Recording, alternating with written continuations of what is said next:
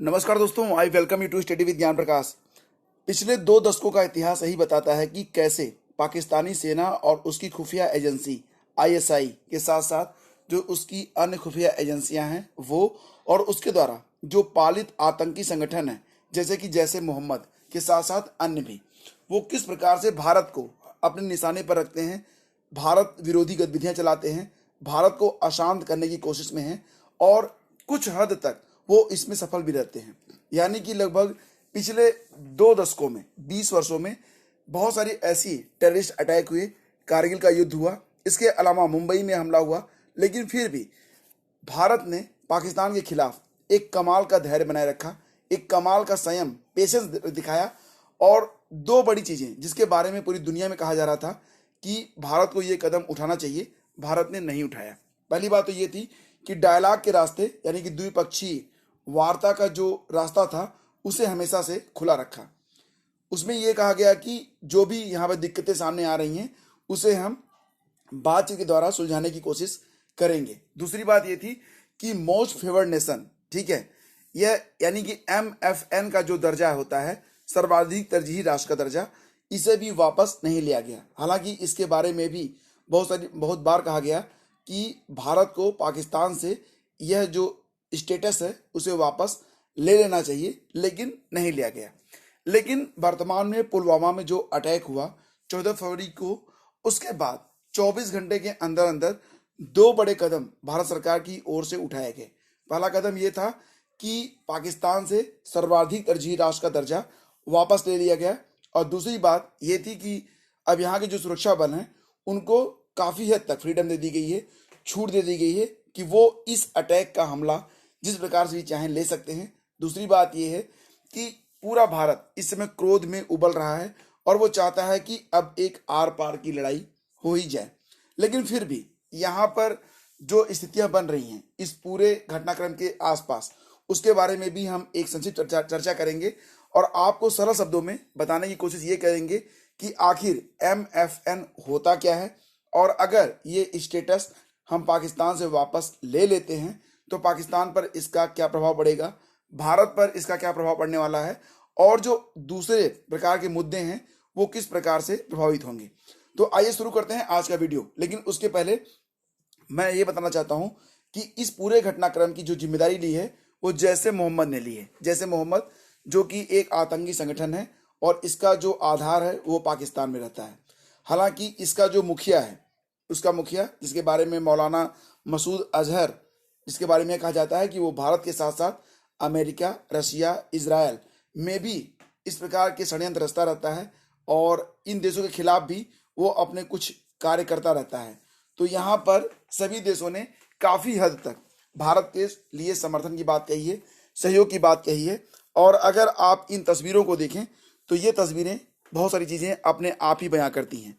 ये तस्वीर तब की है जब जम्मू कश्मीर के पुलवामा में बर्बर आतंकी हमले में शहीद हुए जवानों को बड़गाम में शुक्रवार को यानी कि हमले के एक दिन बाद CRPF कैंप में श्रद्धांजलि अर्पित की गई थी। इस दौरान शहीद जवान के पार्थिव शरीर को कंधा देते हुए गृह मंत्री राजनाथ सिंह की यह तस्वीर है। इसी के साथ एक दूसरी तस्वीर भी आप देख पा रहे होंगे जिसमें पुलवामा हमले में शहीद हुए जवानों का पार्थिव शरीर जब अगले दिन यानी कि शुक्रवार को नई दिल्ली लाया गया विमान से, तो पालम हवाई अड्डे पर शहीदों को श्रद्धांजलि अर्पित करते हुए PM मोदी की तस्वीर है। इस पर कुछ बड़े नेताओं के जो वक्तव्य आए, जो स्टेटमेंट आया, उसको भी देख लेते हैं। नरेंद्र मोदी ने कहा था कि बहुत बड़ी गलती कर गए आतंकी, जो भी जिम्मेदार हैं उन्हें बहुत भारी कीमत भी चुकानी होगी, देश का खून खौल रहा है।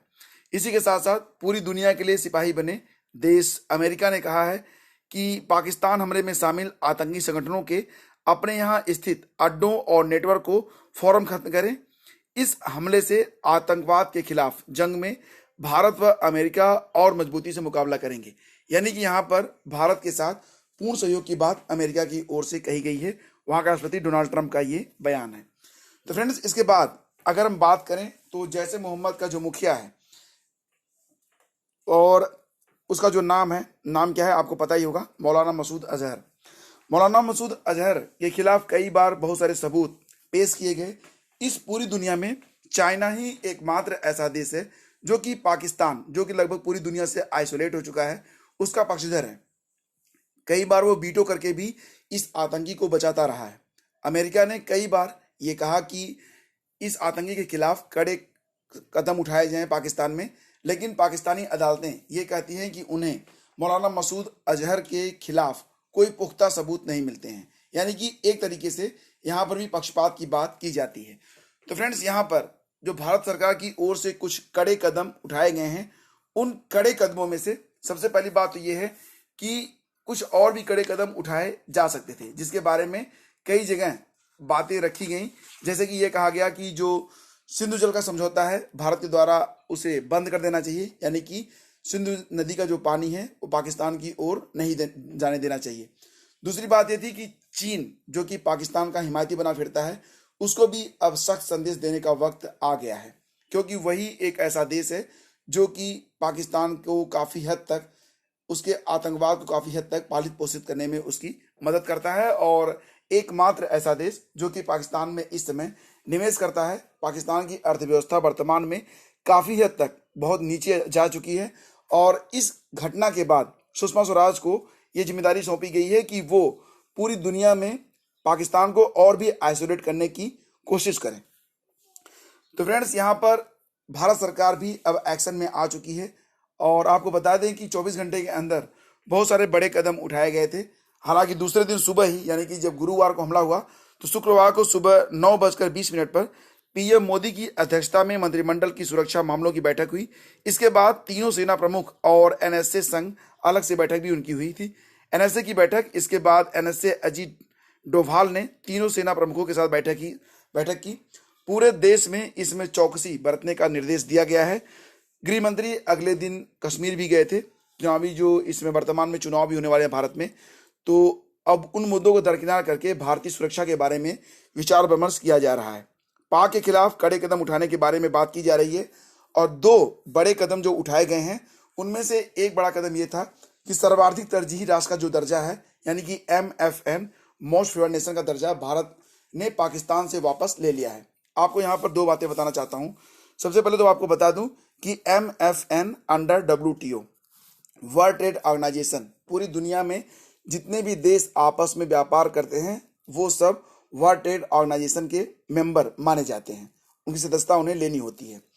तो यहाँ पर 1996 यानी कि 1996 से लेके अब तक भारत सरकार ने एक तरफा MFN का दर्जा पाकिस्तान को दे रखा था। दूसरी बात आपको ये भी बता दें कि पाकिस्तान ने कभी भी भारत को MFN यानी कि मोस्ट फेवर्ड नेशन का दर्जा नहीं दिया।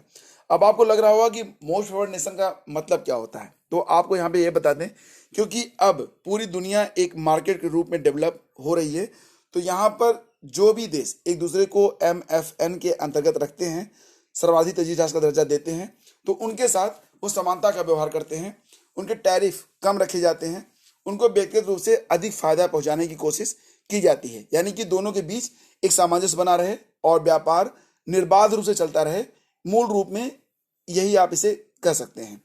तो 1996 में जब भारत ने पाकिस्तान को यह दर्जा दिया था, तब से लेके अब तक भारत एक तरफा ये रिश्ता निभा रहा है, यानी कि पाकिस्तान ने कभी भी भारत को ये दर्जा नहीं दिया है, लेकिन भारत ने पाकिस्तान को ये दर्जा दे दिया है, और इस बात को लगभग 20 वर्ष हो चुके हैं। बीच में कई सारी परिस्थितियां बदली हैं, बहुत सारे आतंकवादी हमले भी हुए, लेकिन उसके बावजूद भारत ने MFN के दर्जे में कोई बदलाव नहीं किया। लेकिन अब जब पुलवामा में अटैक हुआ तो भारत ने MFN का दर्जा पाकिस्तान से वापस ले लिया है।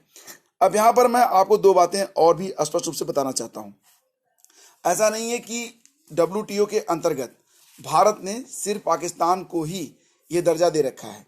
इसके अलावा बांग्लादेश, श्रीलंका, रसिया, जापान, वियतनाम, यूरोपियन कंट्रीज और अमेरिका आदि कुछ ऐसे देश भी हैं जिनको भारत की ओर से MFN कंट्रीज यानी कि MFN स्टेटस प्राप्त है। अब यहाँ पर मैं आपको कुछ बातें बिल्कुल स्पष्ट रूप से क्लियर कर देना चाहता हूँ कि आखिर MFN होता क्या है। ठीक है, तो आपको एक बात मैं बता दूं कि वर्तमान में भारत और पाकिस्तान के बीच जो व्यापार है वो कितने अरब का है, वो है $2.6 बिलियन का। ठीक है, जबकि बांग्लादेश के साथ यह व्यापार है कितना, $7.5 बिलियन। तो आप इस बात को ऐसे भी समझ सकते हैं कि भारत और पाकिस्तान के बीच कोई बहुत बड़ा व्यापार नहीं होता है। 2.6 बिलियन डॉलर का ये व्यापार होता है और उसमें भी बहुत सारी चीज़ें ऐसी हैं जो कि इंपोर्ट और एक्सपोर्ट के अंतर्गत आती हैं। अगर बात की जाए तो भारत जो है वो 0.83% ही पाकिस्तान को एक्सपोर्ट करता है, यानी कि निर्यात करता है, और पाकिस्तान से भारत का जो आयात है वो 50 करोड़ का है। ठीक है, भारत पाकिस्तान को क्या भेजता है आपको बता दें। भारत पाकिस्तान को चीनी, चाय, तेल, कॉटन, पेट्रोलियम ऑयल, टायर, रबड़ के जैसी कुल मिला के 14 वस्तुएं भेजता है। ऊपर से पाकिस्तान से भारत में क्या आता है? अमरूद, आम, अनानास, fabric cotton, cyclic hydrocarbon, petroleum gas, Portland cement, duty free cement जैसे 19 उत्पाद जो होते हैं वो भारत मंगाए जाते हैं पाकिस्तान की ओर से। तो अगर जैसे कि ये जो MFN होता है, इसका मतलब ये होता है कि बहुत सारी ड्यूटीज जिसको फ्री कर दिया जाता है। जैसे मान लीजिए कि श्रीलंका से आम मंगाए जाते हैं भारत में, ठीक है, तो श्रीलंका से जब आम भारत में मंगाया जाता है तो वहाँ पर कुछ टैक्स में कमी की जाती है, टैरिफ में कमी की जाती है, ताकि श्रीलंका के जो किसान हैं उनको फ़ायदा इसका मिल सके। तो अगर इस प्रकार से जब पाकिस्तान से भी आम आएगा तो वहाँ से भी हमें बिल्कुल उसी टैरिफ पर आम लेना पड़ता है, क्योंकि हमने दोनों देशों को एक समान मान रखा है, इसलिए हम दोनों देशों में कोई भी भेदभाव नहीं करेंगे। लेकिन पुलवामा में जो अटैक हुआ, उस अटैक के बाद अब भारत ने सर्वाधिक तरजीह राष्ट्र का दर्जा पाकिस्तान के प्रति खत्म कर दिया है। तो यहाँ पर एक बात आपके दिमाग में और भी आ रही होगी कि किस प्रकार से भारत जो है यह दर्जा पाकिस्तान का समाप्त कर सकता है। तो इसके लिए आपको बता दें कि WTO का जो आर्टिकल है, WTO का जो यानी कि वर्ल्ड ट्रेड ऑर्गेनाइजेशन का एक आर्टिकल है, आर्टिकल नंबर 21B3, ठीक है, आर्टिकल नंबर है 21B21B3। इस आर्टिकल के अंतर्गत अगर दो देश आपस में इस प्रकार से हो जाए कि उनके बीच सुरक्षा संबंधी जो मामले हैं वो खड़े हो जाएं, यानी कि मतभेद खड़े हो जाएं, तो दोनों देश एक दूसरे का मोस्ट फेवर्ड नेशन का जो दर्जा है वो समाप्त कर सकते हैं। तो क्योंकि पुलवामा में एक बड़ा अटैक हुआ और निश्चित रूप से यह भारत पर एक बड़ा हमला माना जा रहा है, तो इसीलिए इस आर्टिकल के तहत भारत ने पाकिस्तान का ये दर्जा अब समाप्त कर दिया है। आपके मन में एक सवाल और भी आ रहा होगा, और वो सवाल ये होगा कि क्योंकि भारत और पाकिस्तान के बीच कुल मिला के जो इंपोर्ट है, पाकिस्तान से जो आता है सामान, वो मात्र 50 करोड़ का है, ठीक है, तो इससे क्या प्रभाव पड़ेगा? फ्रेंड्स, इसका एक दूरगामी परिणाम होगा। निश्चित रूप से पूरी दुनिया में एक संदेश जाएगा, क्योंकि वर्ल्ड ट्रेड ऑर्गेनाइजेशन एक बड़ा संगठन है। वहाँ के सारे देश इस बात से अवगत होंगे कि पाकिस्तान भारत में क्या कर रहा है, और भारत जो है वो पाकिस्तान के प्रति अब किस प्रकार से अपना नज़रिया रख रहा है। तो एक तरीके से पाकिस्तान को आइसोलेट करने में भारत को काफ़ी हेल्प मिलेगी। तो फ्रेंड्स, ये था पूरा MFN क्या होता है और इस घटना के परिदृश्य में जो कुछ भी घटनाएं घट रही हैं उसका एक संक्षिप्त विश्लेषण। आगे जो कुछ भी परिस्थितियां जिस भी दिशा में आगे बढ़ेंगी उसकी एक संक्षिप्त व्याख्या लेकर हम समय समय पर आते रहेंगे। आपसे गुजारिश बस इतनी सी है कि चैनल को सब्सक्राइब रखें, बेल आइकन को जरूर प्रेस करें ताकि हर वीडियो की नोटिफिकेशन आपको मिल सके। इस वीडियो के बारे में आपकी क्या राय है वो कमेंट करके हमें आप जरूर बताइएगा। वीडियो पसंद आया तो लाइक कीजिएगा और इसे शेयर भी जरूर करिएगा। साथ ही साथ अगर आप चाहते हैं कि हमारे अपडेट्स आपको सबसे पहले मिलें तो इसके लिए आप हमारे एंड्रॉयड ऐप जो कि प्ले स्टोर में आपको स्टडी विद ज्ञान प्रकाश लिखकर सर्च करने पर प्राप्त हो जाएगा, तो उसे भी डाउनलोड कर सकते हैं। साथ ही साथ हमारे फेसबुक पेज से भी जुड़ना ना भूलें, सभी के लिंक वीडियो के डिस्क्रिप्शन में आपको मिल जाएंगे। बहुत बहुत धन्यवाद, मिलते हैं अगले वीडियो में, तब तक के लिए जय हिंद।